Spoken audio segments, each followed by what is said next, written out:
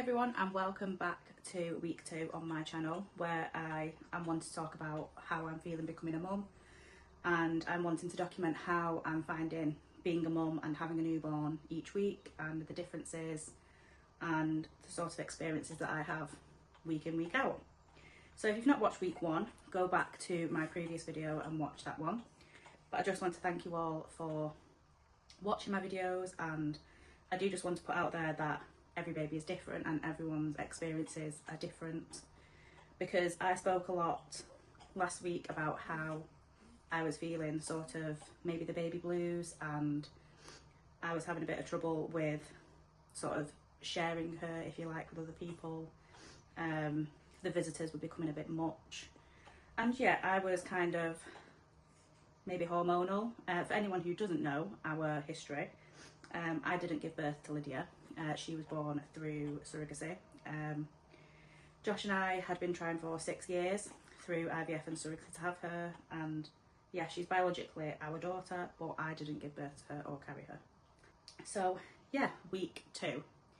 So I found week 2 a bit, this is going to sound quite contradictory, but probably it's been the easier week but also the harder week.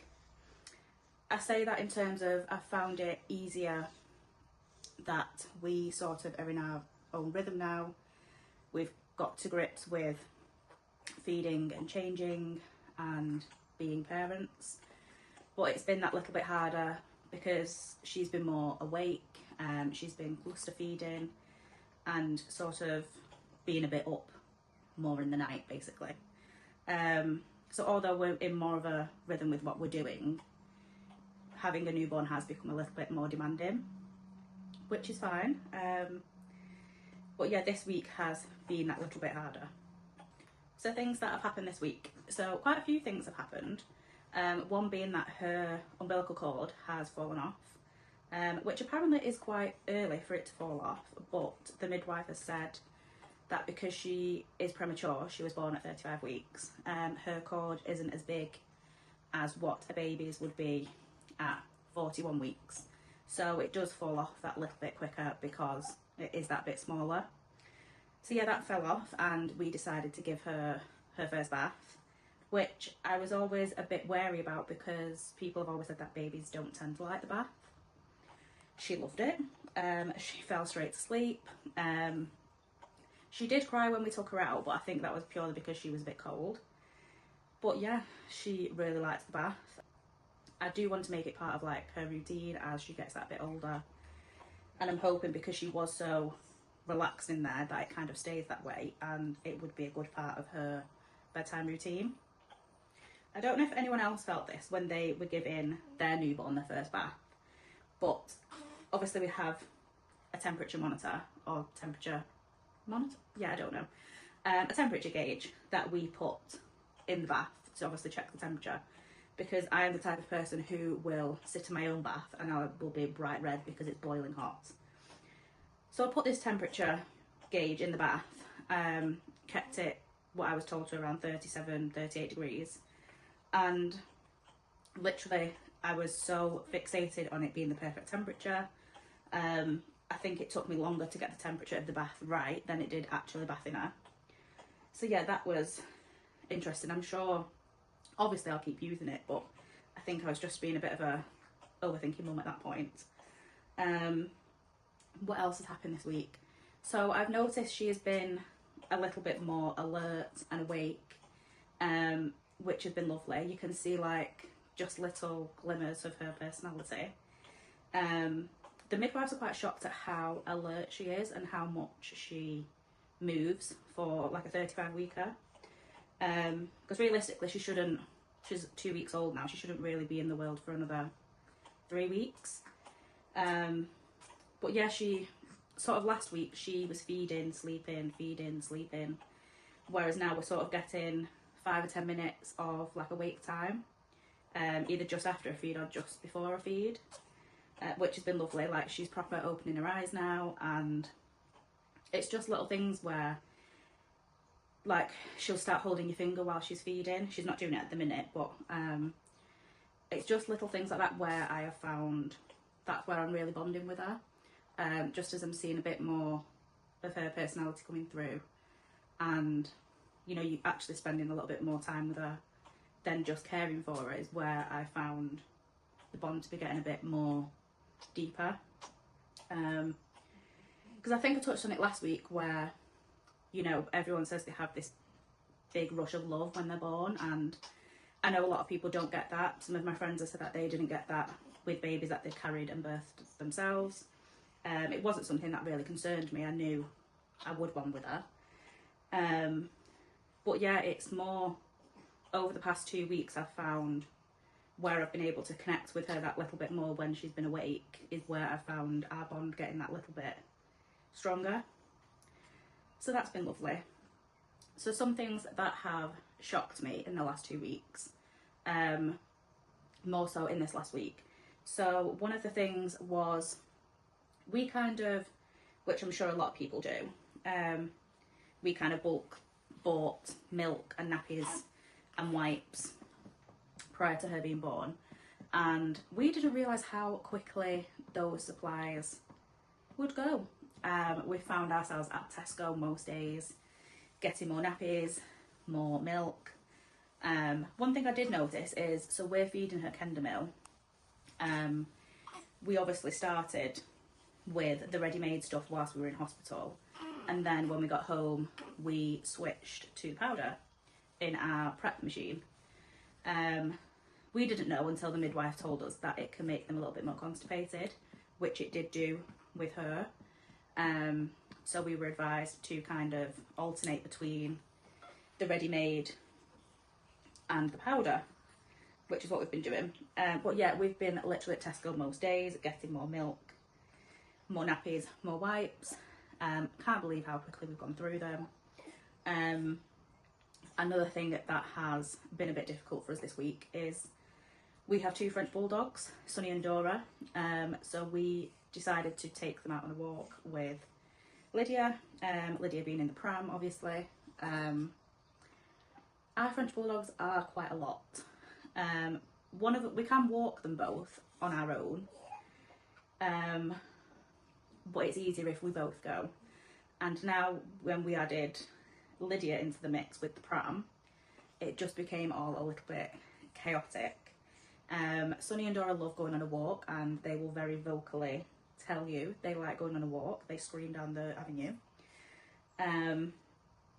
So yeah, we might not take everyone out on a walk just right now or anytime soon. The walk didn't last very long, shall we say. So yeah, it's been a bit more of an eye-opener this week, but in good ways. Even though it's been a bit harder at night with her cluster feeding, which obviously we don't mind, she needs to gain the weight. She was born at £5.11 and she dropped to £5.3. Since then she's gone up to £5.5, which they're okay with, but they do want her to get back to her birth weight sooner rather than later. So I guess the cluster feeding is just her way of growing, if you like. So yeah, the nights have been a bit harder, a bit more of a wake-up call, if you like. But it's been fine. We've been, even though we've had them hard times, like I said, we've been seeing them glimmers of her personality, and yeah, just seeing a bit more of her, and it's been nice being able to have that bit more of a connection with her than what we've kind of seen in the first week, where she's just been kind of asleep.